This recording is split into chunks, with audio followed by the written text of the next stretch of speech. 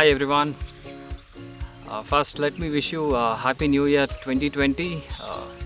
Yes, well, New Year is beginning of all new things, and it's an ending of old karmic cycles which didn't work for us, and a lot of optimism around. I think to do something new. So hope 2020 will be exciting, even more exciting than 2019. Let me tell you, I'm here in Munnar Hills. Had a good time for last 2 days. Beautiful scenery around, a lot of mountains and tea plantations, thousands of acres. And I'm also sipping some local tea. And I think you will watch this video. Had an amazing night this time. I planned to pitch my tent. I had a great view from window of my tent. I could see moon, a lot of stars. This has been a pretty amazing trip for last 2 days.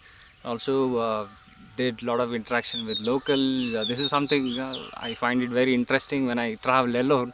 So you get to experience a lot of local, because there's nobody around you other than local. So you have to interact, make friends, and taste local food, and do whatever which you don't do generally, right? For those who have already traveled this part of country, hope this video will be able to recall your memories and maybe visit again very soon. And then for those who want to plan, I hope this video inspires you all.